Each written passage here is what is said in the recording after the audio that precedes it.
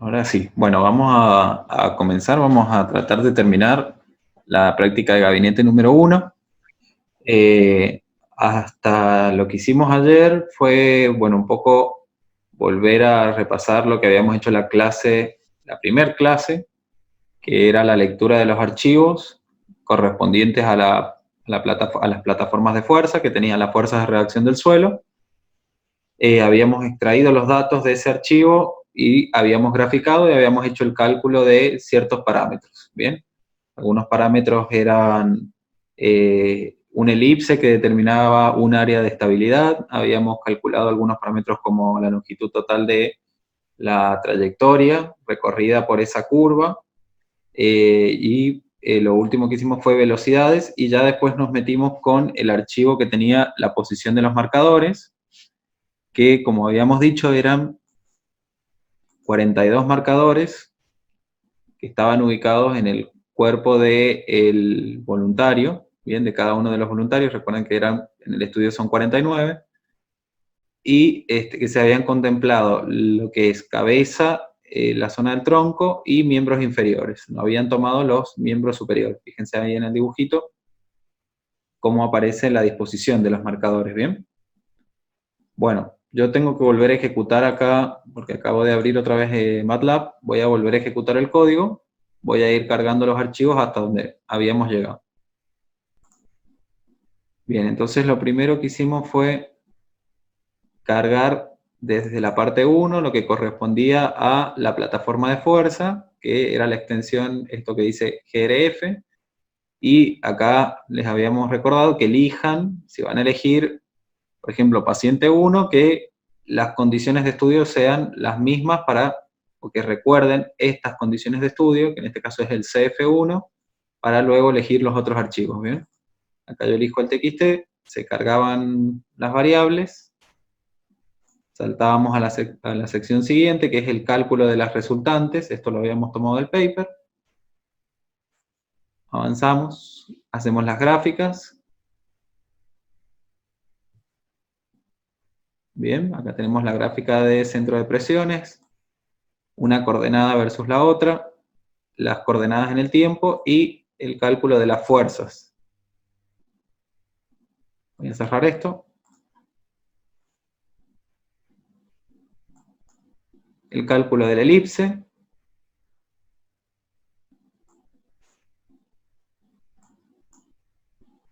El cálculo de los rangos, el rango de desplazamiento, digamos, en sentido antero-posterior y medio lateral, la longitud ahora del centro de presiones. Fíjense que ahí yo le puse para que la muestre, entonces va calculando, va sumando. Hemos hecho una sumatoria y el cálculo de las velocidades. Lo último que hicimos fue poner estas variables como para que muestre todo, uno a continuación de lo otro, cosa que ustedes después puedan copiar esto y van armando la tabla con los resultados que les ha dado para para los dos sujetos y las distintas condiciones de estudio, ¿bien? Bueno, y acá teníamos que cargar los datos, el archivo correspondiente a los marcadores. Entonces acá, corremos esta parte del código, nos pide nuevamente, se abre la ventana, y ahora íbamos a la PG1 parte 2, y elegíamos mismas condiciones de estudio, la CF1 en este caso, y el archivo que diga MKR. Bueno, ahí se metía un poco y graficaba, nosotros lo vimos por partes a esta etapa, donde se graficaban al principio el centro de presión y las fuerzas, o los centros de presiones de cada una de las plataformas, la resultante, y después se graficaban los marcadores, las posiciones de los marcadores. Y habíamos hecho estas líneas auxiliares con esta función que era la graficar, para poder ver mejor este dibujo que teníamos acá, que para entenderlo lo rotábamos, y de esa forma descubríamos que está en 3 dimensiones, que los marcadores tienen coordenadas X y Z, que ahí podíamos ver a la persona parada durante los 60 segundos que duraba la prueba. ¿Bien? Bueno, vimos acá y estamos trabajando justo con el mismo archivo de ayer, que Matías nos decía que el centro de gravedad estaba desplazado hacia la izquierda respecto del centro de presiones. Y efectivamente es así, y después corroboramos que si mirábamos un poco a la persona, veíamos cómo está desviada un toque hacia su pierna izquierda. Acá la estamos viendo de frente, y vemos acá en la columna cómo tiene una pequeña desviación hacia su pierna izquierda. Si ustedes se van acá a esto que estamos analizando, que fue una de las conclusiones que tomamos ayer, si ustedes se van a la PG1 parte 1, a los archivos, y van a donde está la información de los pacientes, que eso lo vimos en la primera clase, miramos el paciente 1, que es el que estamos analizando ahora. En particular estamos analizando este archivo, el CF1 del paciente 1. Y hay varias, este archivo lo podríamos leer en MATLAB también si quieren, y extraer, digamos, esto como textos. Acá está el número de sujeto, las condiciones del estudio, con ojos cerrados y superficie inestable. Fíjense que estamos hablando de una superficie justamente inestable. Y por acá, esto que dice acá es la pierna o la extremidad, digamos que es la dominante. Y en este caso la extremidad es la izquierda, que tiene cierta correspondencia con lo que estamos viendo. ¿Bien? De que está un poco desplazado hacia la izquierda. Después lo que estuvimos haciendo fue hacer la gráfica del centro de gravedad y del centro de presiones. ¿Bien? Yo le puse uno versus el otro, pero es porque los estamos comparando y estamos graficando juntos. Entonces era como ver ambos centros, como si los miráramos desde arriba, digamos. ¿Bien? Estamos trabajando con el plano, en este caso este eje era el X, que es la distancia anteroposterior, y este eje era el Z, que es la distancia media lateral. Bien, tomando como referencia el sistema de ejes que se ha usado en el laboratorio. Y acá podíamos ver con más detalle que sí, el centro de gravedad, que es la curva roja, está desplazado hacia la izquierda. Si bien ambos centros están hacia la izquierda, porque el cero lo tenemos aquí. Bien, si la persona se ha parado en la posición correcta, con los ángulos establecidos en el protocolo de adquisición, efectivamente la persona está, digamos, tiene su peso, y eso tiene que ver con esta pierna dominante, hacia la izquierda. Bien, y su centro de gravedad también está desplazado un poquito hacia la izquierda. Bien. Y después lo último que vimos fue las gráficas del centro de gravedad y centro de presión en el tiempo. Hicimos la primera de arriba, que nos daba esto. Bien, donde veíamos en celeste las oscilaciones del centro de presiones, y en rojo las oscilaciones del centro de gravedad. Y habíamos dicho habíamos notado que las oscilaciones del centro de presiones son mayores que las del centro de gravedad. Como que la curva roja que corresponde al centro de gravedad estaba como suavizada, seguía las oscilaciones del centro de presiones, pero como a una frecuencia un poco menor. Bien. Acá están graficados los datos de centro de gravedad y centro de presiones en el tiempo, y veíamos ese desfasaje que tenemos entre las curvas. Después yo les mostré y les pasé el pedacito de código también para que lo copien si querían, las mismas curvas, pero a las cuales les hemos restado la media. Bien, se calcula el valor medio para cada curva y se les resta. Y eso hace que las dos curvas estén como niveladas, digamos, en el cero. Voy a ponerlo después de los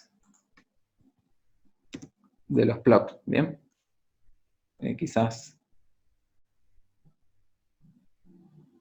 Ahora sí. Fíjense que la gráfica de abajo le hizo la cuadrícula, y ahí se ve, por ejemplo, que ahí está el nivel 0, que tenemos una línea gris ahí clara. Bien, lo mismo podríamos hacer a la de arriba si quieren.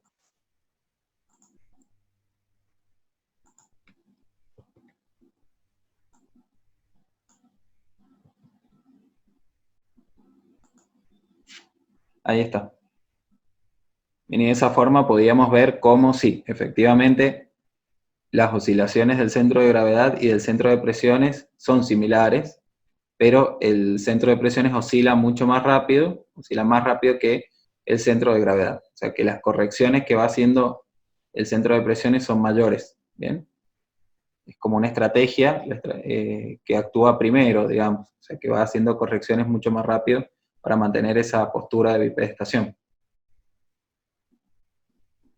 Seguimos entonces. Ahora lo que vamos a hacer es calcular, ¿se acuerdan que habíamos dicho? Vamos a volver acá, a ver si tengo la guía. Sí.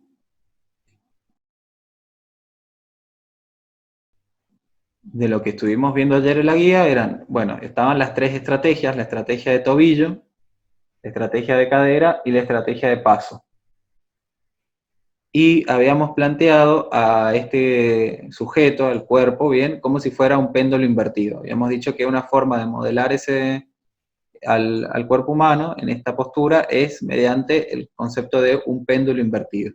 Bien, donde acá tenemos este centro de rotación, bien, nuestra cabeza sería como el extremo final de ese péndulo, bien. Bueno, la idea es estimar la posición del centro de gravedad usando este modelo y tomando como datos los que tenemos del centro de presiones. Bien, entonces, nos vamos a valer de estos datos del centro de presiones como si fueran datos de entrada, vamos a plantear un modelo y ese modelo nos va a devolver una estimación del centro de gravedad y vamos a comparar esa estimación con la que tenemos de los marcadores. Recuerden que la posición del centro de gravedad que estamos usando, si bien es bastante buena, como verán en las gráficas que hemos obtenido, fíjense ahí que la curva roja y la curva celeste se siguen bastante bien, porque está obtenida a partir de datos cinemáticos de los marcadores, sobre todo de la cintura pélvica, ¿bien? Ahora nosotros vamos a hacer una estimación en base a un modelo matemático, ¿bien? Y vamos a ver cuánto se parece o no a esta curva roja que tenemos acá. Bueno, para eso nosotros vamos a necesitar algunos datos. Voy a volver al código. Vamos a entrar en esta sección que dice centro de gravedad estimado. ¿Bien? Este centro de gravedad estimado, voy a usar dos funciones que yo les he pasado adentro de ese archivo comprimido que estaban en la carpeta func. Ustedes se iban a PG1 parte 2, dentro de esta carpeta donde estaban los txt, la de arriba era func, vamos a usar estas dos funciones que tenemos acá, en sentido antero-posterior y en sentido medio-lateral.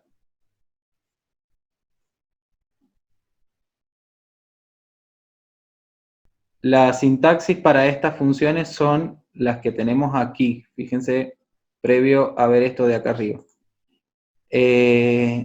Nos va a devolver como variable de salida la posición estimada del centro de gravedad en la coordenada correspondiente. Por ejemplo, si yo voy a usar la función COP2COG en sentido medio lateral, me va a devolver la coordenada correspondiente en el mismo sentido del centro de gravedad.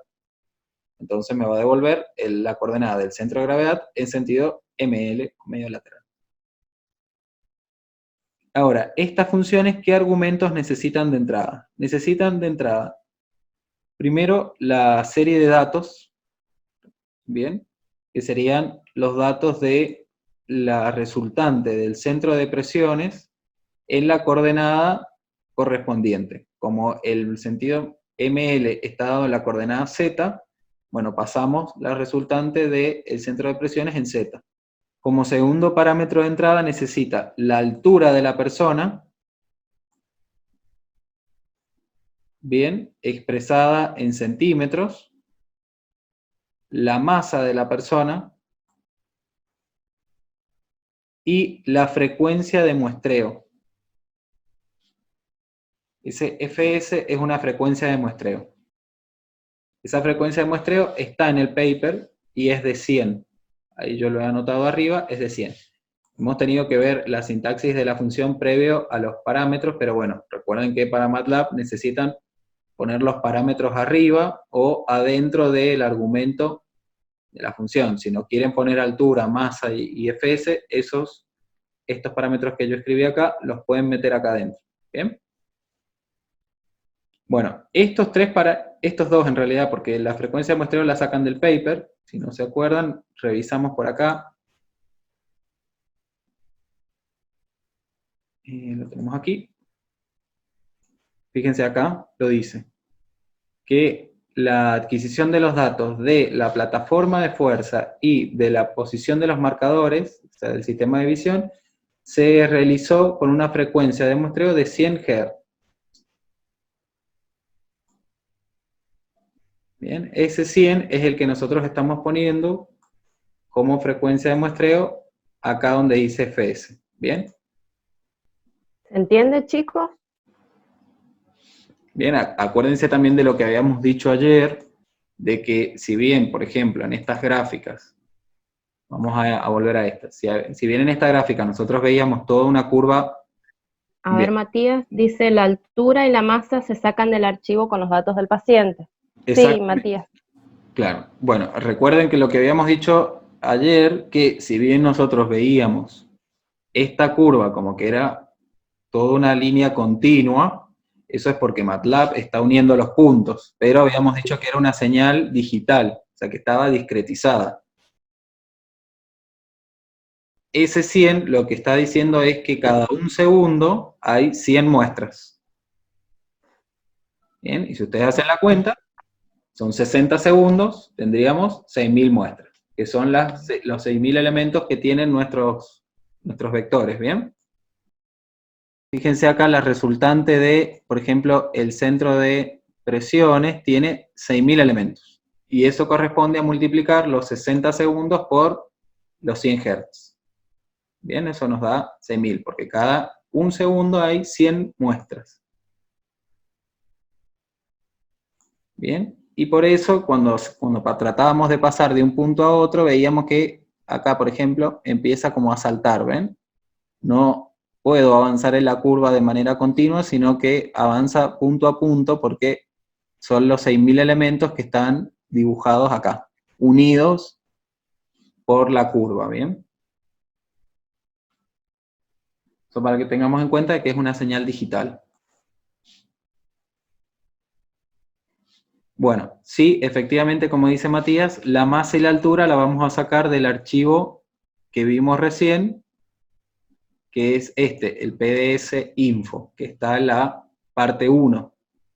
Fíjense, este es el sujeto 1, todos estos archivos hasta acá corresponden al sujeto 1. De ahí hacia arriba son todos sujeto 1.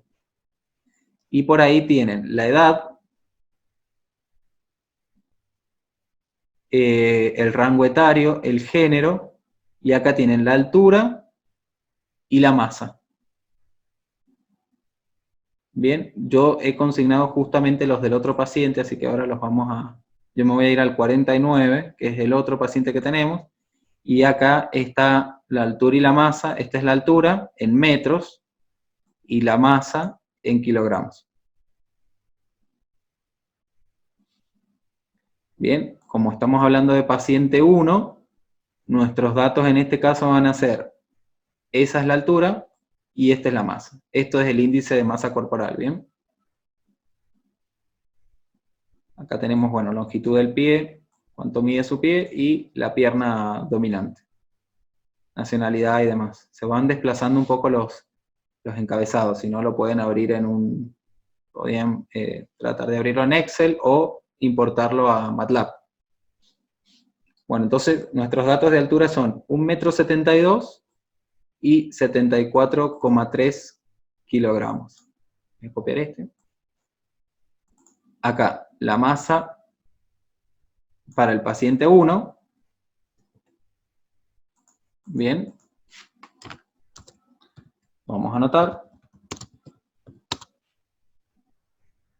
Voy a poner sujeto 1. Y la altura, como era en centímetros, 1,72 m, 172 centímetros, lo notamos acá. Altura en centímetros del sujeto 1. Frecuencia de muestreo de 100 Hz, y estos ya son nuestros parámetros para entrar a las funciones. Bien. Entonces acá generan una variable que se llame centro de gravedad en sentido ml estimado, y es igual a la función correspondiente, y los parámetros de entrada serían la componente en z, la altura, la masa y la frecuencia de muestreo. Y para estimar la componente antero-posterior, hacemos lo mismo usando la otra función. Centro de gravedad antero-posterior estimado igual a la función COP a C o G en sentido AP, y le pasan como dato la resultante del centro de presiones en sentido antero-posterior, o sea, la componente X, la altura, la masa y la frecuencia de muestreo.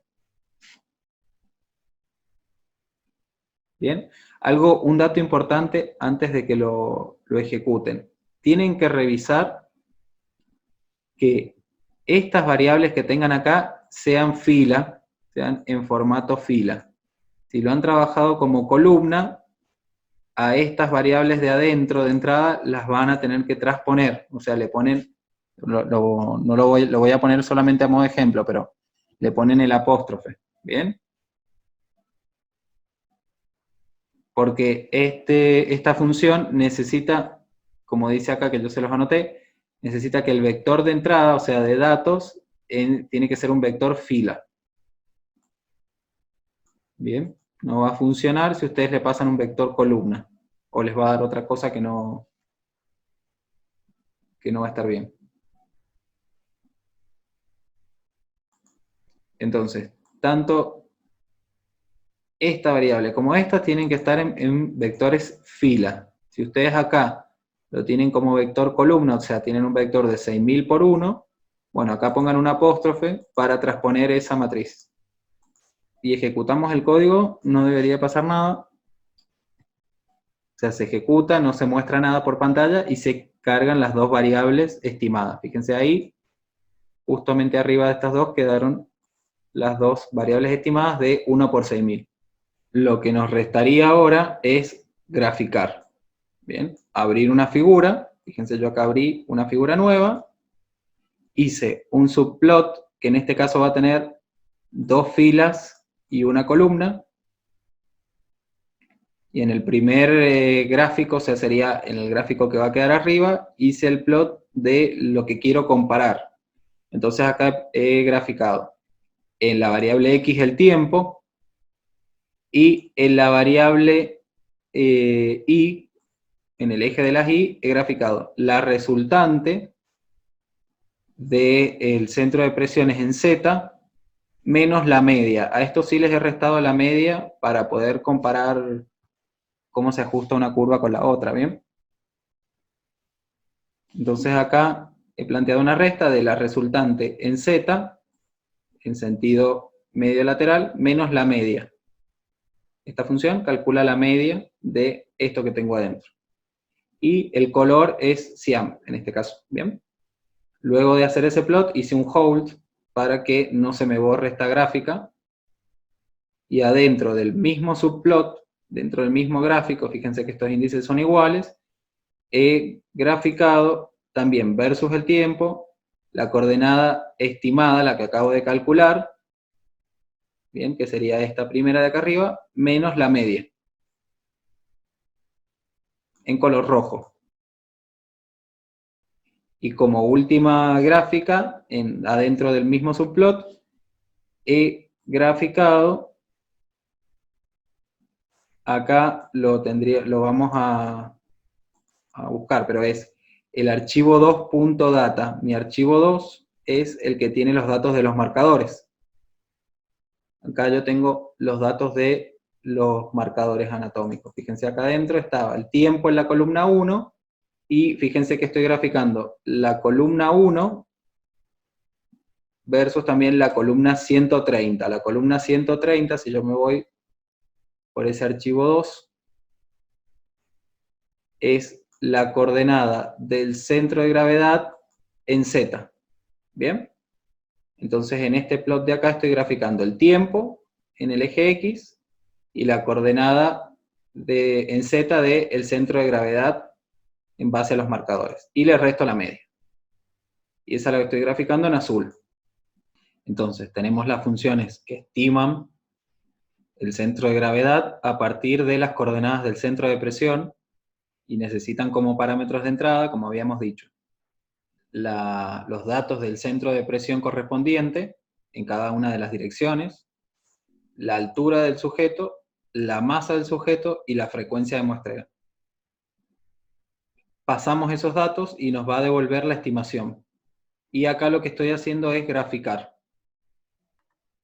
Hice dentro de la misma figura, dividí esa figura en dos, y adentro de la gráfica de arriba estoy graficando la componente medio lateral, que sería el eje Z. Por eso estoy tomando la resultante en Z, le resto la media, la estimación también, le estoy haciendo la resta de la media, del valor medio de estos datos, y lo mismo con los datos de los marcadores. El tiempo en el eje X, siempre en las tres gráficas, y la componente en Z de ese centro de gravedad, a la cual le resto la media. Fíjense que estoy leyendo los datos del archivo estructura, por eso dice archivo 2.data, y todas las columnas, todas las filas, columna 130.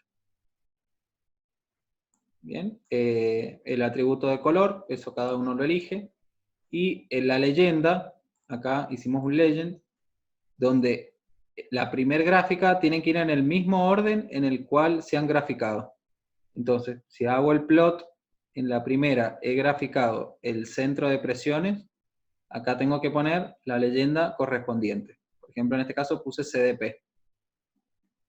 Mi segunda gráfica fue la estimación del centro de gravedad. O sea que acá en la leyenda tengo que poner centro de gravedad, por ejemplo puse péndulo invertido.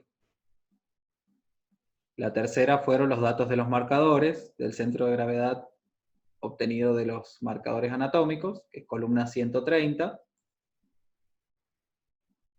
Y entonces pongo centro de gravedad, en este caso puse marcadores. Bien, en el eje X el tiempo, en el eje Y puse medio lateral, como para acordarnos un poco del sentido, en metros. Bien, voy a ejecutar esa primera parte.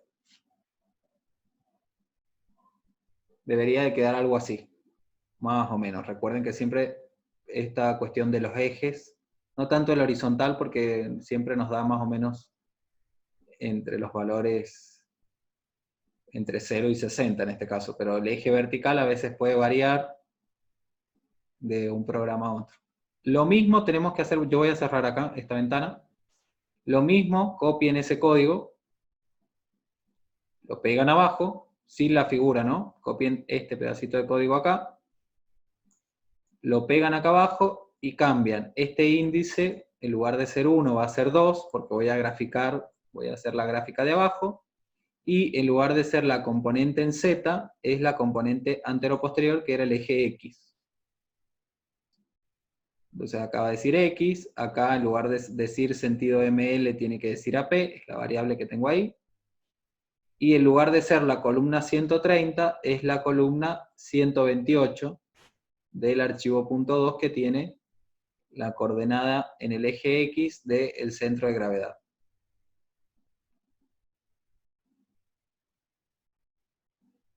Bien. En la leyenda, lo mismo, y lo único que cambiamos acá, en la etiqueta del EGI, en lugar de decir medio lateral, tiene que decir antero-posterior.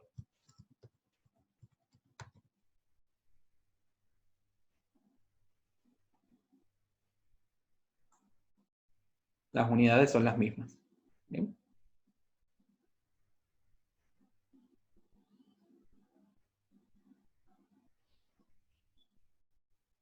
Bueno, ahora sí, si ejecutamos toda esta parte de ahí arriba, ¿bien? Todas esas líneas de código, nos va a abrir una figura nueva y nos va a graficar las coordenadas en función del tiempo. Fíjense que tenemos acá la gráfica celeste y la gráfica azul, la curva celeste y la curva azul, son las que ya habíamos obtenido antes. Nosotros acá teníamos en celeste las coordenadas del centro de presiones, donde veíamos más oscilaciones, en azul las coordenadas del centro de gravedad dado por los marcadores anatómicos, y en rojo, ahora por eso lo puse en rojo para resaltar un poco, es las coordenadas del centro de gravedad estimadas a partir de nuestro modelo. No está basada, digamos, como en el caso de los marcadores, en puntos tomados del paciente, sino en un modelo matemático que tiene datos del paciente como la altura y la masa. Fíjense que la estimación, si bien más o menos sigue a la otra curva, pero no es tan buena como la gráfica azul. Estamos basándonos en un modelo que es una abstracción, digamos, estamos tomando a la persona como si fuera un péndulo. Estamos haciendo una analogía entre el cuerpo y un modelo físico. Entonces, tanto el sentido medio lateral como el antero-posterior, podemos ver que la curva roja, si bien hace una buena aproximación, pero no es tan buena como la azul, que está obtenida realmente de datos medidos en el paciente. ¿Bien? Datos cinemáticos. Matías dice que no pudo. ¿Qué pasó? Tuve un error con el plot. ¿Matías? Sí, profe. Sí, dime. Me dice error usando el plot y dice que el data must be a single matrix. O sea, como que está mal, no sé si es la matriz lo que está mal. Fíjate, eso revisen todos por las dudas si tienen el mismo problema. Fíjate los datos de la estimación, qué dimensiones tienen. Voy a volver a poner la pantalla. Por 6000. ¿Cuánto tiene? 1 por 6000. O sea, estos de acá, que yo estoy señalando ahora en la pantalla, te aparecen igual, Ajá. de 1 por Como 6.000. vos, sí. Bien. Sí, sí. ¿Y el dato del tiempo también está en 1 por 6.000? A ver.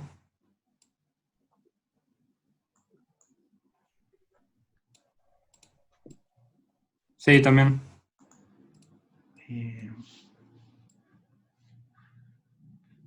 Bueno, ahí tendrías que revisar, porque generalmente por ahí no grafica si estaban al revés, digamos, las coordenadas, pero si las tienes igual, debería de hacerlo. Fíjate, andar revisando los plots, a ver, vamos a ir línea por línea acá, revise los demás también si tienen algún problema. Acá, por ejemplo, en este plot es el tiempo y estas coordenadas. Sí. Si quieres vas ejecutando, por ejemplo, así, estas líneas ahí. Hacemos F9. Sí. Estás ejecutando, claro, de a uno. El único que no se me ejecuta es el tercero, digamos, el que tiene los archivos 2.data. Ah, ok. Bueno, y esa referencia la has hecho tal cual. Fíjate que diga archivo 2, en mi caso es el que tiene los marcadores. Eso fíjense ustedes cómo le pusieron. A ver. Creo que ahí encontré el error. Ahí ya me fijo. Lo voy a ejecutar de nuevo. Bueno. En mi caso particular, yo le puse archivo 2 al que leí con los datos de los marcadores. Voy a venir acá arriba, fíjense. Acá, cuando yo hice estas sentencias de acá, que abrí la ventana otra vez para elegir el archivo de marcadores, la cargué adentro de esta variable que se llama archivo 2. Ustedes podrían haber puesto archivo MKR, por ejemplo. Si quieren yo se los cambio acá, y en lugar de poner archivo 2 podríamos poner archivo MKR. ¿Bien? A ver, profe, ¿puedes poner la gráfica? Así me fijo si me da igual.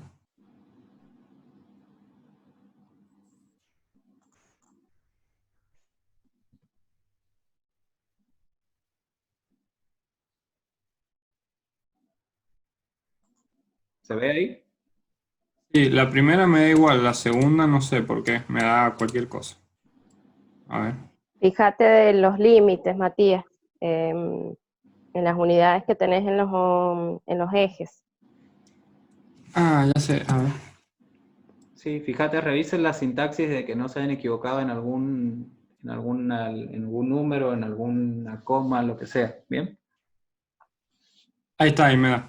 Me había confundido en la segunda columna, en la del min, puse en vez de 128, 130. Claro, recuerden que eso, la componente en Z del archivo 2 en este caso, o como le hayan puesto ese archivo, es la 130, la componente en X es la 128. O sea que cambien acá, tiene que cambiar ese número ahí, y bueno, y en la media también. Ahí va el 130, y acá es la media de la columna 128. Ahí está, profe, muchas gracias. Bien, ok. Los demás pudieron obtener las gráficas.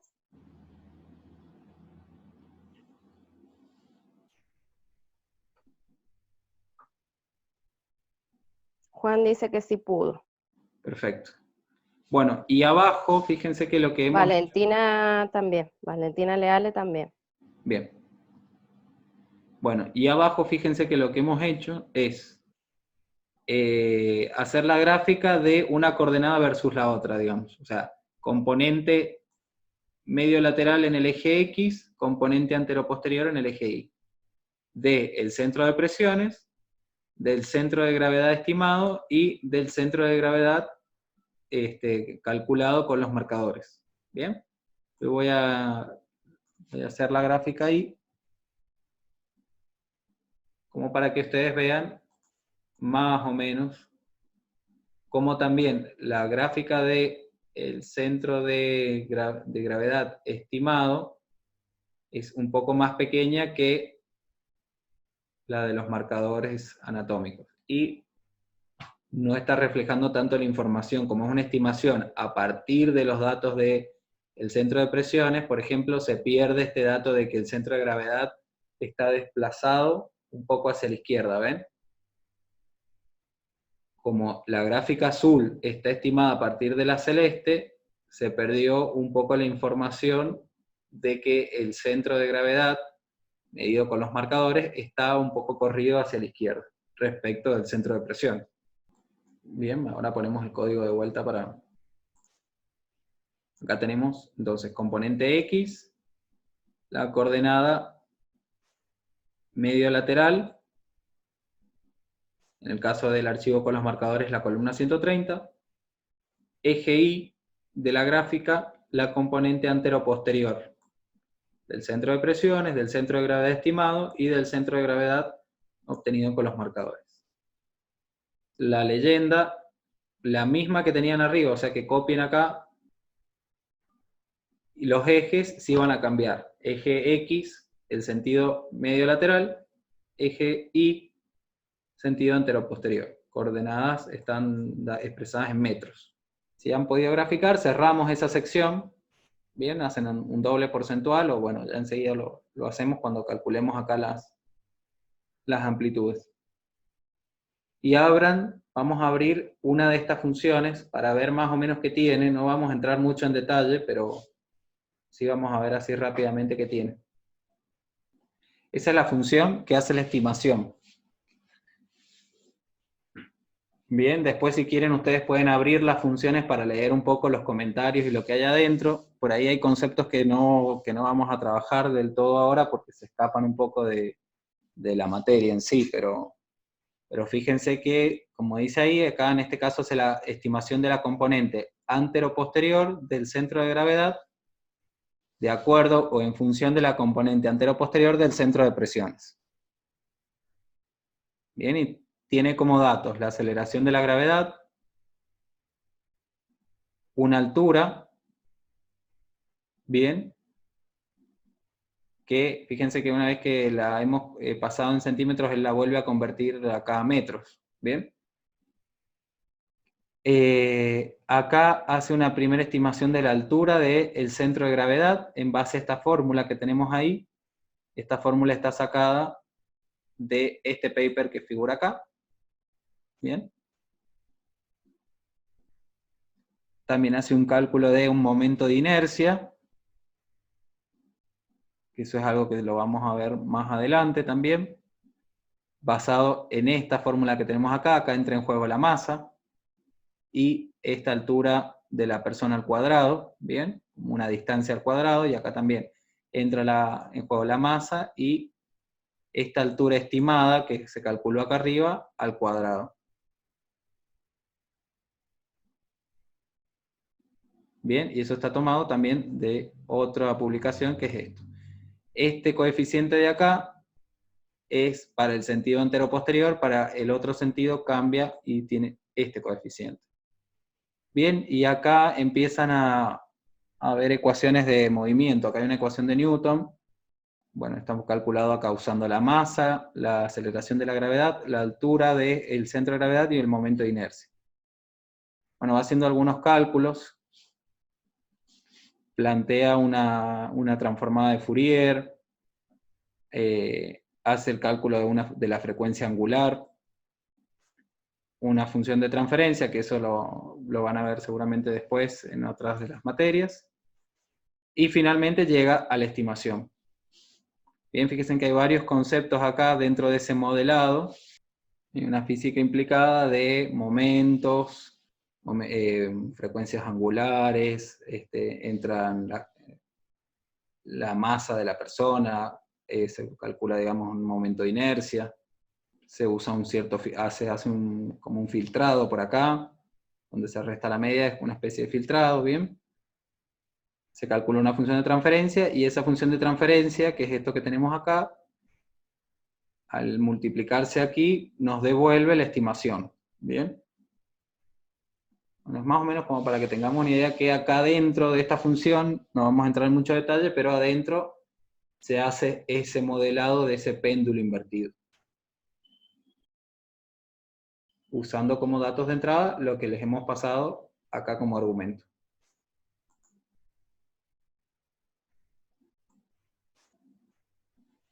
Bueno, ya casi nos queda lo último de estos archivos. Fíjense acá.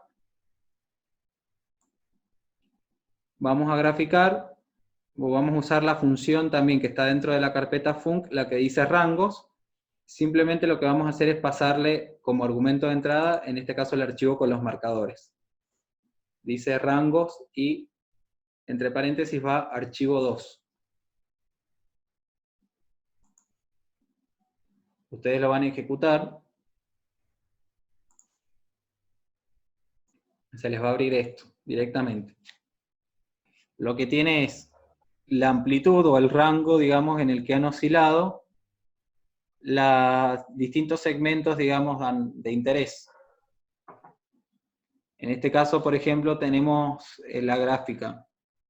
Es una gráfica de barras, entonces tenemos la cabeza, la T7 en la columna, un punto en el pecho, las crestas ilíacas, derecha e izquierda, las rodillas, derecha e izquierda, el tobillo derecho, el tobillo izquierdo, el talón, derecho e izquierdo. Los segmentos que están, tienen una componente vertical, digamos, mayor, o sea, que están más arriba, tienen mayores oscilaciones, ¿no? Esto va acorde a un poco también a ese modelo de péndulo invertido. Lo que esté más cerca del punto que consideramos como rotación, tiene una oscilación menor o una amplitud menor que los puntos que se encuentran en un extremo, en el extremo, digamos, de ese péndulo, ¿no? Por eso la cabeza oscila mucho más que los tobillos, por ejemplo. Silvia dice, la pregunta es si cada una de las columnas corresponden a la posición de los marcadores de cada segmento. Cada columna nos está dando el marcador, uno de los marcadores correspondientes. Yo tomé, por ejemplo, uno para la cabeza, en el caso de la columna tomé la T7, ¿bien? Y lo que tiene en el eje Y es la amplitud o el rango de oscilación. Es una diferencia entre el máximo y el mínimo, digamos. A ver, Silvia. Ok, entonces corresponden a las posiciones de los marcadores en dirección antero-posterior y medio-lateral. Claro. Sí, era como para aclarar esa, digamos, de dónde surgía esa gráfica. Bueno, que ahí Silvia les está contando a los chicos que esto son técnicas de valoración no solamente para lo que es el equilibrio, sino también para lo que es el movimiento, que es lo que nosotros vamos a ver ahora después del parcial. Bien, ok. Una de las cosas que nos quedó graficar por ahí de la misma base de datos, pero de la parte 1, son las dos columnas. Voy a volver a ese archivo, ¿bien? Acá dentro de texto, sí las habíamos sacado a esas dos columnas, que es la 20 y la 21, que eran estos momentos libres. Momento libre de una plataforma y de la otra. ¿Bien? Esas las habíamos sacado, esas variables, yo las tengo por ahí.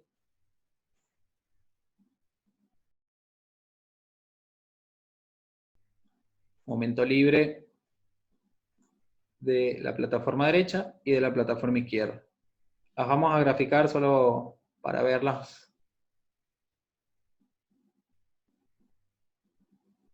Ahí tienen el código, ¿bien?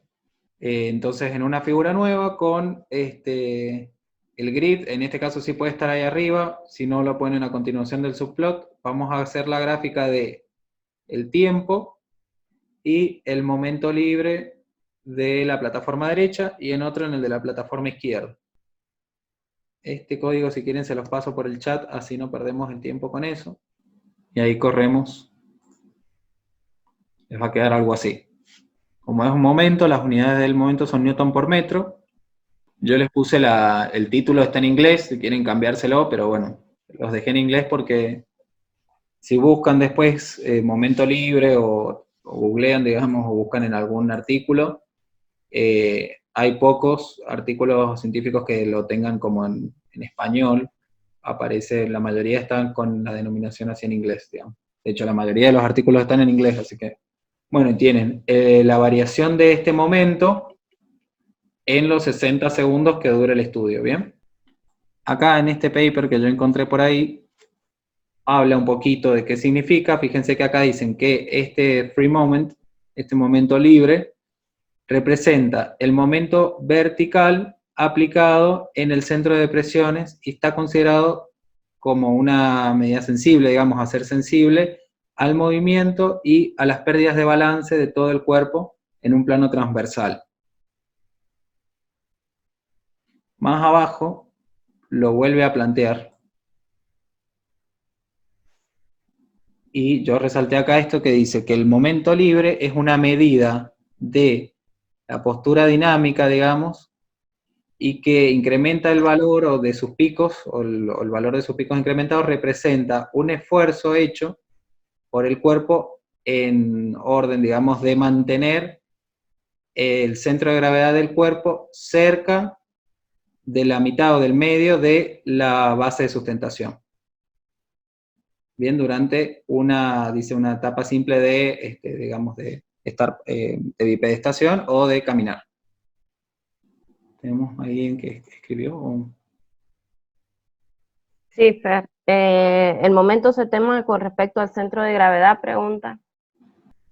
Recuerden que los datos que tuvimos, como esto lo estamos leyendo del primer archivo que tenía los datos de la plataforma de fuerza, esto está basado en el centro de presiones. Y acá, en esta publicación lo dice, el momento libre representa el momento vertical aplicado en el centro de presiones, que se mide con una plataforma de fuerza, y que, como dice acá, es una función de la fuerza, de las componentes de la fuerza de reacción del piso. los momentos y la posición del centro de presión. Bueno, y acá da la fórmula más o menos. Pero lo importante también es esto que dice acá, que representa un esfuerzo hecho por el cuerpo en orden de mantener el centro de gravedad cerca de el centro, digamos, de la base de sustentación. Hacemos una aclaración así, voy a abrir acá una de las páginas, de lo que vimos recién con el péndulo invertido. Fíjense acá, estas serían como las estrategias, ¿ven? Bueno, esto es una página que está en francés, pero lo que habla acá es las dos tácticas de estabilización y dice para mantener el centro de gravedad y el centro de presiones cerca de la misma línea vertical. Y entonces consiste en, dice, suficiente de movilizar solamente el centro de gravedad, que sería la figura que está a la izquierda, o solo el centro de presión como la figura que está a la derecha. Entonces fíjense cómo se usa como una estrategia y la otra para mantener el equilibrio. ¿Bien? Acá hay una personita moviéndose. Y acá un poco una analogía de cómo sería el centro de gravedad y el centro de presiones, que también tiene algo que ver con lo que vimos en el estudio, que el centro de presiones como que tenía mayores oscilaciones que el centro de gravedad. Eso tiene que ver un poco con esto que está de alguna forma representado en esta figura, ¿ven? Como para mantener el equilibrio, el centro de presiones tiene un rango mayor que el centro de gravedad. Y esta es la táctica del centro de presiones. Pues si quieren esto se los compartimos. Y por acá está también el modelo de el péndulo invertido. Pero es más o menos como para que viéramos sobre todo esta analogía de por qué a veces o sea, por qué cuando graficábamos veíamos que el dibujo o la gráfica del centro de presiones era como más grande que la del centro de gravedad. Bueno, vamos a hacer lo último. Acá tenemos la gráfica de eso de que estamos hablando, justamente. En azul el centro de presiones, en rojo el centro de gravedad. Un poco coincidiendo con esto que está acá, con las amplitudes de uno y de otro. Lo último que nos va a quedar hacer es la lectura del archivo que tiene los datos angulares y ejecutar la función que les he pasado. Entonces, van a copiar, se vienen acá, copian esto de acá, o lo primero, copian estas mismas sentencias donde se cargaba la ruta y el nombre del archivo, se lo asignaba a esta variable nombre y después se cargaba el nombre archivo. Y lo adaptamos para que en lugar de que diga 2, diga ahí, diga 3. Bien, en este caso, como voy a leer 3, o le pueden poner archivo angular o ANG, como dice la extensión del archivo que tiene los datos angulares, ¿bien? Puede ser archivo ANG.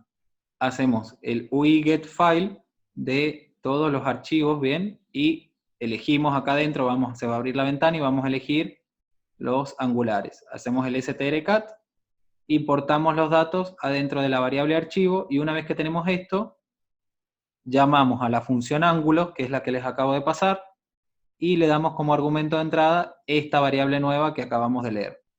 Yo voy a ejecutar esa línea de código. Me pide que elija el archivo angular. Como estoy trabajando con el CF1, voy a elegir el primero, el CF1ANG.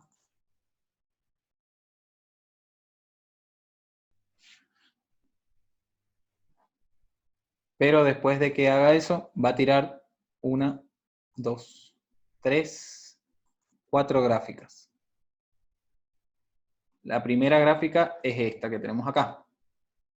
Son 5 gráficas, donde acá vemos, acá yo les puse con un color distinto a cada una, tenemos la flexoextensión, son ángulos. Fíjense que en el eje vertical está la amplitud en grados, y en el eje horizontal, en el eje X, el tiempo, en segundos. Y serían los ángulos descriptos por ciertos segmentos. En este caso, por ejemplo, los tienen a los segmentos acá arriba, a la derecha, consignados. SP5, SP4, SP4, SP3, SP3, SP2, y así. ¿Bien? Bueno, para poder entender un poco esto, voy a abrir una página que tengo ahí, una página web.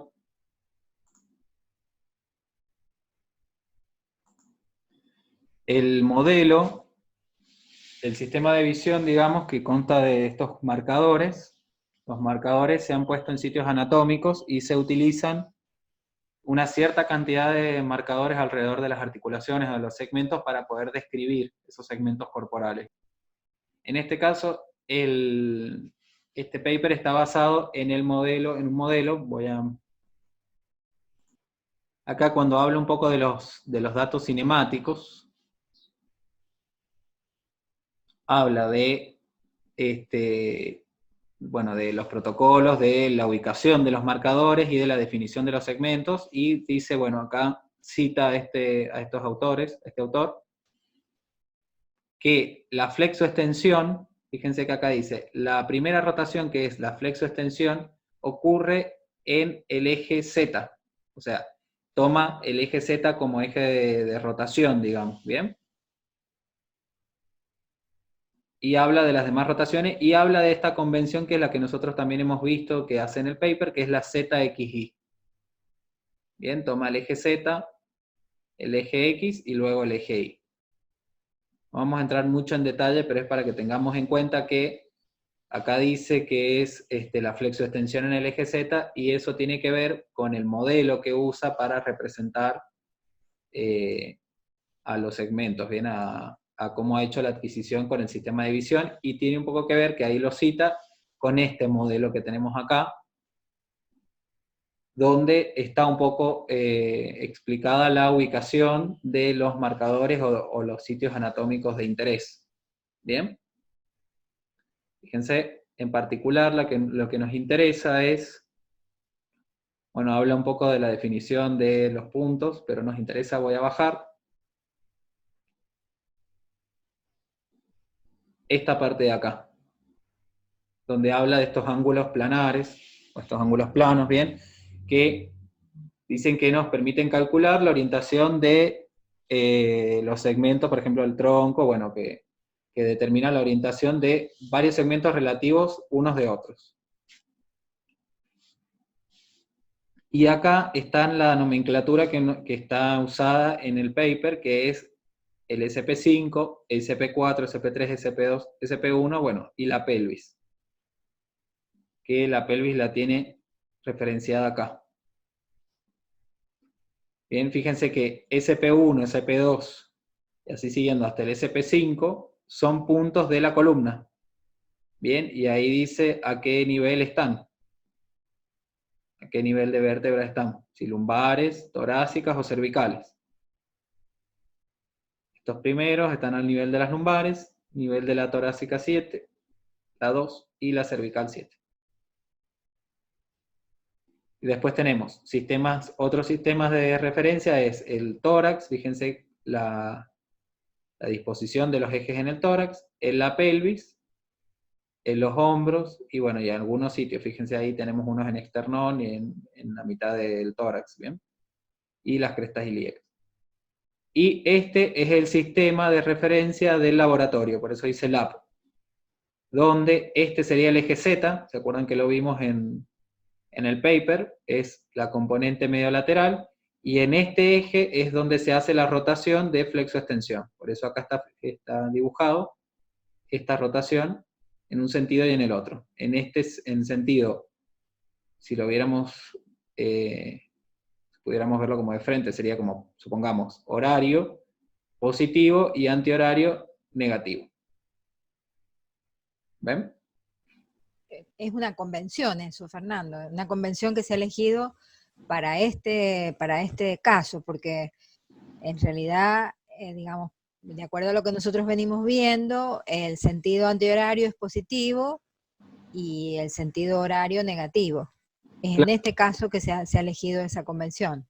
Claro, sí. O sea, como dice Silvia, es una convención que se ha tomado y basada en este otro modelo. Bien, por eso esta gente en el paper cita a estos otros autores, digamos. Bien. Claro, por eso siempre es importante definir cualquier problema que uno quiera resolver, definir el sistema de coordenadas que uno va a utilizar, definir su origen, la orientación de los ejes y cuál es la convención que uno va a adoptar para resolver ese problema en particular. Eso por un lado. Y por otro lado, acá, de acuerdo a lo que estaba mostrando Fernando respecto de los ángulos planares, eso podría, por ejemplo, utilizarse para determinar las desviaciones de la columna vertebral, ¿no es cierto? Podría hacerse un análisis más detallado, ¿no es cierto? En una aplicación donde se quiera estudiar, no sé, por ejemplo, el efecto de una determinada patología sobre los segmentos de la columna vertebral, por ejemplo, se podría llegar a utilizar estos datos. O sea que lo que quiero de alguna manera es que se visualice que hay mucha potencialidad para poder trabajar a partir de estos datos, ¿no es cierto?, para innumerables aplicaciones relacionadas con la biomecánica. Bueno, ahí un poco está la nomenclatura usada, fíjense ahí dice que el FE es flex extensión, LB es el lateral bending, o sea, el arqueo lateral, bien, y está tomada alrededor de este eje que sería el X, según la convención que usaron ellos para los ejes, y esta es la rotación axial según el eje vertical o el eje Y. Bien, bueno, entonces eso es un poco lo que estamos viendo en las gráficas. En esta primera gráfica, voy a ver si podemos dejar esto más o menos ahí. Voy a poner un poquito más chiquito, si bien perdemos un poco de definición, pero bueno. Es lo que dice acá, está dada en el eje Z, o sea que es en este eje de acá, y como dice acá, la flexión es positiva, la extensión es negativa. Ahí justo se me corta, pero ahí tenemos flexión positiva, extensión negativa. Y acá tienen los ángulos entre los segmentos, entre el SP5 y el SP4, que sería entre este segmento de ahí y este, bien, o sea que involucra estos tres marcadores. CB7, la torácica 2 y la 7. El ángulo formado entre estos dos segmentos. Entre SP4 y SP3, el ángulo formado entre estos dos, y así siguiendo, ¿bien? Y fíjense que más o menos tiene concordancia con la curvatura de la columna, porque acá dice que ángulos positivos es flexión, o sea que el ángulo está como esto hacia adelante, digamos, y esto sigue la curvatura de la columna. Bien. Y acá, por ejemplo, en estas otras que serían, supongamos acá, a nivel de la SP1, la SP2, tendríamos un ángulo en la otra dirección, digamos. O sea que tendríamos un ángulo como de extensión. Y coincide porque tenemos valores negativos. Fíjense ahí, no sé si se alcanza a ver, pero acá dice menos 19, menos 20, menos 5, menos 6. O sea que es un ángulo de extensión en esta nomenclatura que han hecho acá. Estas serían las curvaturas de la columna, digamos, de los puntos de la columna hasta la pelvis, en este plano que sería un plano sagital, porque estamos viendo la rotación de esos segmentos con respecto a este eje, o sea que estamos viendo este plano de acá. O sea que sería un plano sagital, como que cortamos a la persona con un plano sagital. Bueno, obviamente acá como está durante los 60 segundos, fíjense que otra vez tenemos varias oscilaciones,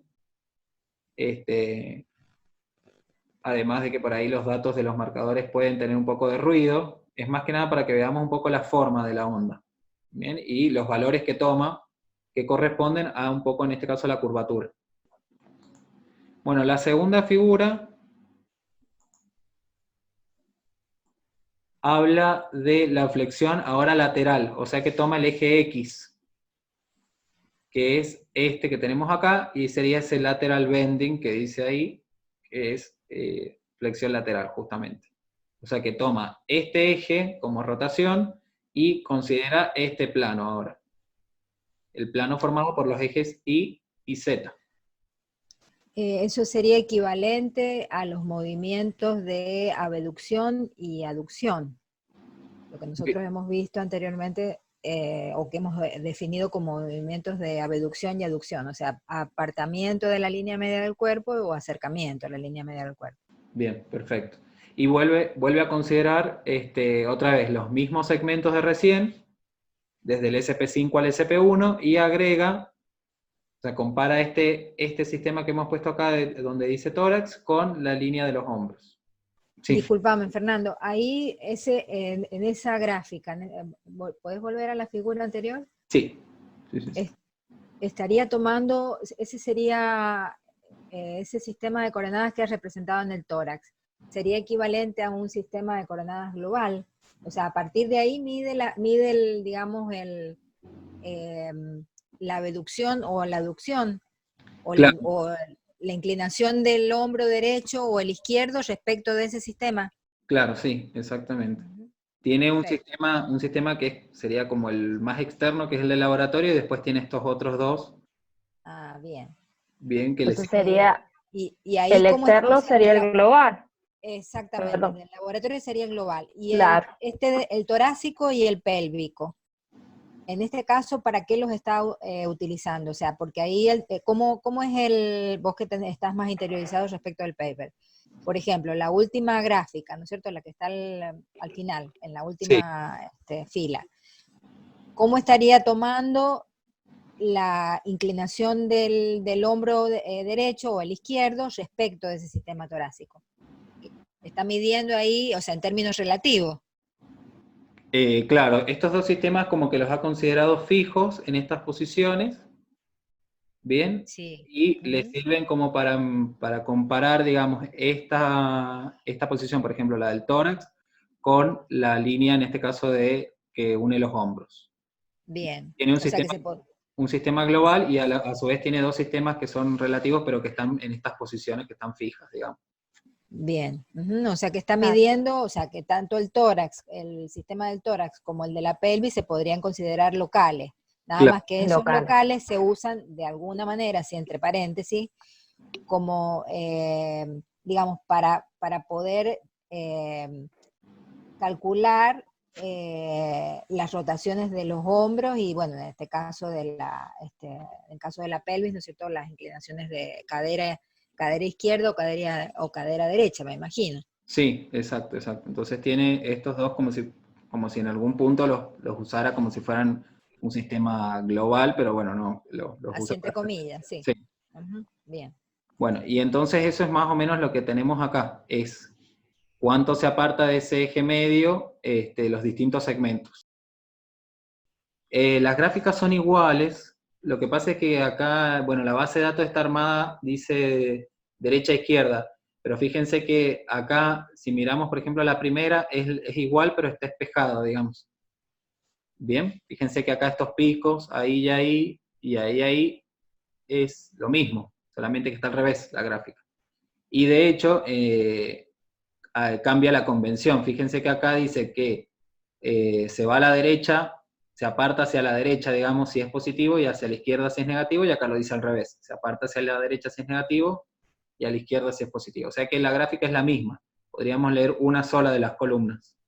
Y lo importante era un poco concluir lo que decía, lo que hablábamos la otra vez, que decía Matías, voy a volver acá a la gráfica, es que fíjense acá, en esta, de acá arriba, sobre todo, vamos a mirar esta que se ve mejor que la de tórax y hombros. Pero fíjense acá, en esta primera nos da positivo, y acá nos da negativo. ¿Bien? Vamos a comparar estas dos que son componentes verticales. Entonces, esto que dice acá, que entre la SP5 y la SP4 nos da valores negativos o positivos acá, fíjense la convención, dice que si es positivo está hacia la izquierda. O sea que es un poco lo que decíamos la otra vez, que los segmentos, en este caso de la columna, se han ido desviando hacia la izquierda. O sea, tienen una angulación, lo muestran estos ángulos planares en este plano, que van hacia la izquierda. Eso es como para que comparemos un poco lo que estuvimos haciendo con los demás datos. Algo que ya más o menos habíamos visto, pero ¿qué nos queda? A ver. Bueno, la otra es la rotación. Otra de las que se grafican es la rotación axial, que está dada en el eje vertical, alrededor de este eje, y define este plano que sería un plano transversal. ¿Bien? Que es lo que nosotros conocemos como rotación externa, o hemos denominado rotación externa o rotación interna. Yo les he ido poniendo los títulos porque después, si lo leen en el paper o si entran a este modelo, lo van a encontrar, les he hecho la traducción literal, digamos, o sea, de lo mismo que dice acá, los traduje, pero bueno, eso tengan en cuenta lo que dice la profe, que considérenlo también a la nomenclatura que usamos en la cátedra.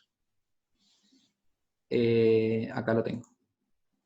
Bueno, y acá otra vez lo mismo, dice que la rotación está hacia la derecha en este caso, es negativo, hacia la izquierda positivo, y acá al revés.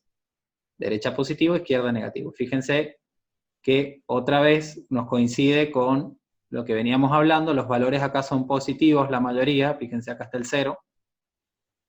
O sea que la persona está tirada hacia la izquierda, rotada hacia la izquierda,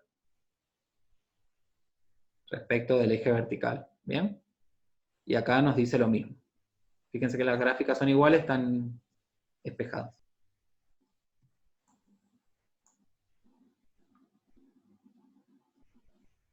Bueno, Silvia, ¿está por ahí?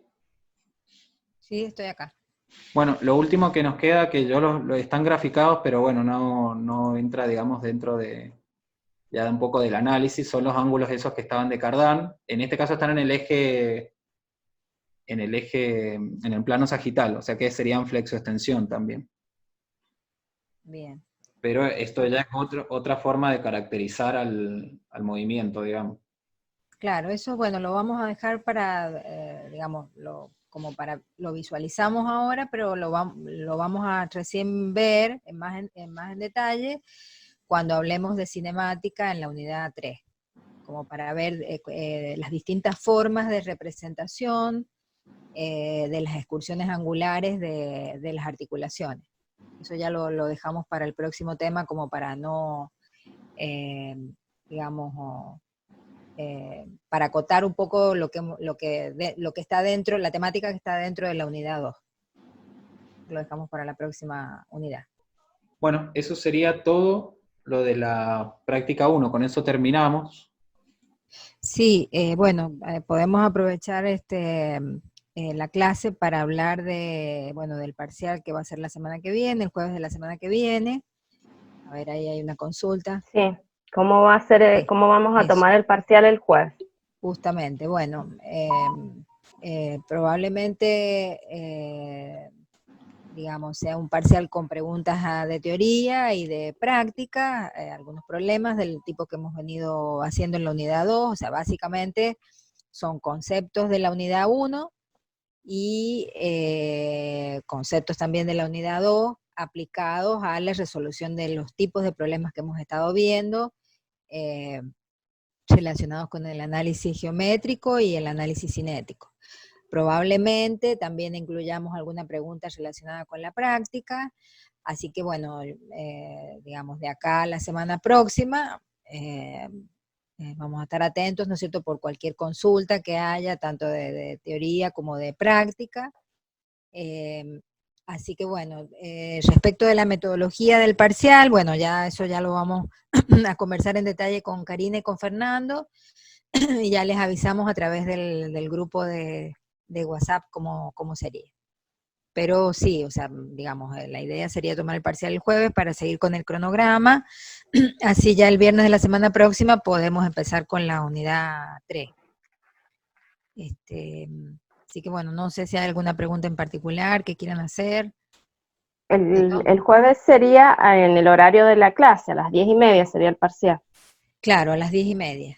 Así que bueno, ya les avisamos con tiempo, ya ahora nos vamos a coordinar con Karina y Fernando y ya les avisamos con tiempo cómo hacemos para enviárselos, si se los subimos a la plataforma de la asignatura o se los enviamos por mail, tenemos el mail de todo. Así que bueno, ya vemos de qué manera lo implementamos y les avisamos con tiempo. No se preocupen por eso porque bueno, digamos, les vamos a avisar con suficiente anticipación como para que ustedes estén digamos, sepan de qué manera, cuál va a ser la metodología para tomar el parcial. Bien. Me preguntan sobre el informe de esta práctica. La parte 1 y la parte 2 es todo junto, chicos. Es un informe con las dos partes. Entonces, hoy ya se terminó con esta práctica, entonces a partir de hoy tienen 2 semanas para presentar este informe. Recuerden que es un informe por grupo. Sí, ahí estábamos hablando, bueno, ya lo hablamos un poco con Silvia sobre la cantidad de gráficas y eso, después, no sé, les escribimos por el grupo. Bueno. Para definir, para que no sea un informe por ahí tan extenso Claro. y que hagan más hincapié por ahí en las conclusiones o en un análisis un poco más con los conceptos. Exactamente, que puedan hacer una interpretación de cada una de las gráficas que peguen en el informe, de tal manera digamos, de integrar la teoría con la práctica. Exactamente. Preguntan que si hay ejercicios para practicar antes del parcial. Son las guías que han estado resolviendo, chicos, por eso es lo que yo les decía, que aquellos que habían presentado y tenían que hacer correcciones, que las hicieran y las volvieran a mandar para, bueno, saber si están bien o no. Sí, el tipo de ejercitación es semejante a las de las guías 1 y 2. Me fijo si puedo enviarles a lo mejor algunos otros ejercicios digamos, para que ustedes puedan resolver otros problemas, pero básicamente si entienden la metodología de resolución de los ejercicios de la consigna 2 y de la consigna 3, pueden resolver cualquier ejercicio de análisis geométrico o análisis cinético. No, Matías, que... No, Matías. Muchas gracias, Matías. Sí, muy interesante la clase, que yo creo que digamos, se puede visualizar a través de esta práctica, bueno, lo que tiene que ver con el campo profesional de un bioingeniero, ¿no es cierto?, abocado, por ejemplo, al análisis de la postura de bipedestación. Todo lo que implica ese análisis, ¿no es cierto?, desde el punto de vista de la bioingeniería. Así que yo creo que es una práctica muy completa. Fernando, digamos, la ha desarrollado muy bien, se ha explayado en cada una de las, digamos, de las cuestiones que considera el paper que ha tomado como referencia. Así que bueno, yo creo que con esto, o sea, esa es la idea. Por más que a esta altura de la carrera todavía no tenemos, no se ven tantas aplicaciones, bueno, nosotros justamente a través de estas prácticas queremos mostrarles las aplicaciones a ustedes relacionadas con la biomecánica, por lo menos en estas áreas de biomecánica postural, biomecánica de movimiento y biomecánica de impacto, que son los 3 unidades que vemos aplicaciones. Claro, bueno, y también sí. ayer, por ejemplo, Fernando les habló un poco de, bueno, cuando les mostraba las señales, les dijo bueno, que eran señales filtradas. Claro. Y bueno, entonces ahí hicimos la relación con electrónica analógica. Exactamente. Entonces, bueno, ellos pueden ver acá que también se hace como una integración de materias que están cursando, que han cursado y que van a cursar, porque después van a haber procesamiento de señales y todo eso, donde también está aplicado acá. Sí, perfecto, sí. Ahí les aprovecho justo para mostrarles una cosa que había hecho que no le iba a mostrar porque ya estábamos cerrando, pero yo acá hice, fíjense acá, vuelvo a compartir la pantalla antes de que terminemos, una transformada de Fourier, que es algo que van a ver después, sobre todo cuando vayan a los digitales y demás, van a ver la transformada de Fourier, que pasa del dominio temporal, del tiempo, digamos, lo pasamos a la frecuencia. Y lo vamos a graficar rápido para que lo veamos, miren. Fernando, preguntan que si los videos de las clases están en el Drive o en YouTube. El video, anoche subí el video de la clase de ayer a YouTube, Entonces ese lo comparto ahora en el grupo y el otro está en el Drive. Si puedo, paso todo a YouTube, así ya les queda ahí. ¿Bien? Buenísimo, entonces. Bueno, miren, Sí. esta es la transformada de Fourier, parece cualquier cosa ahí, pero lo importante, yo voy a hacerle, fíjense, en el eje de las X está la frecuencia, y en el eje de las Y está como la amplitud de la señal, transformada en componentes frecuenciales. Eso no hace falta que lo entiendan ahora. Pero lo que hay que ver era lo que yo les decía, la azul es la señal del centro de presiones, transformada en frecuencia, ¿no? Y la roja, la del centro de gravedad. Fíjense que habíamos dicho que la del centro de presiones tenía más componentes frecuenciales que la del centro de gravedad. Eso se ve acá, porque fíjense la amplitud de la señal azul. Es un poquito más grande que la de la señal roja. La roja es la del centro de gravedad. Entonces, para frecuencias bajas son parecidas, pero en las frecuencias un poquito más altas, el centro de presiones tiene más amplitud. Y eso era lo que veíamos con esas oscilaciones de ese centro de presiones. Acá lo tienen de vuelta en azul, la componente del centro de presiones, las frecuencias que componen a esa señal, y en rojo las frecuencias que componen a la señal del centro de gravedad. Entonces, era lo que decíamos que en frecuencias bajas, más cercas al cero, digamos, son más parecidas, y a las frecuencias altas el centro de presiones tiene mayores amplitudes, por eso se ve que está la curva un poquito separada. Victorio, déjanos que charlemos un poco con Silvia, porque yo le comentaba justamente esto de ver la cantidad de gráficas que les pedimos para que no sean tantas, porque de cada paciente van a tener, todas las gráficas que hemos realizado son para una condición. Bien, por ejemplo, en este caso fue ojo cerrado y plataforma y superficie inestable. Bueno, para ese paciente hemos generado toda esta cantidad de gráficas en un solo estudio, y de cada paciente hay 4 estudios, y son 2 pacientes. O sea que son 8 estudios en total. 8 estudios por toda esta cantidad de gráficas sería. Entonces vamos a ver, ahí charlamos a ver de qué forma podemos hacer de que sea un poco más práctico. Perfecto. Si no, se va a hacer un informe muy largo, sí. ¿Alguna otra pregunta, chicos? Entonces con esto ya terminamos. Dentro de 2 semanas deben presentar el informe, ya le vamos a decir bien qué es lo que, de las gráficas, qué es lo que deben poner, como hicimos con Fernando. Y bueno, cualquier duda que tengan, algo, nos preguntan por mail o bueno, por el grupo de WhatsApp. Por ahí, si ustedes nos mandan un mail y ven que no les contestamos, pónganos en el grupo de WhatsApp, profe, le mandé un mail o algo para que nosotros lo veamos. Bien. Silvia, Silvia necesita. Sí, acá estoy.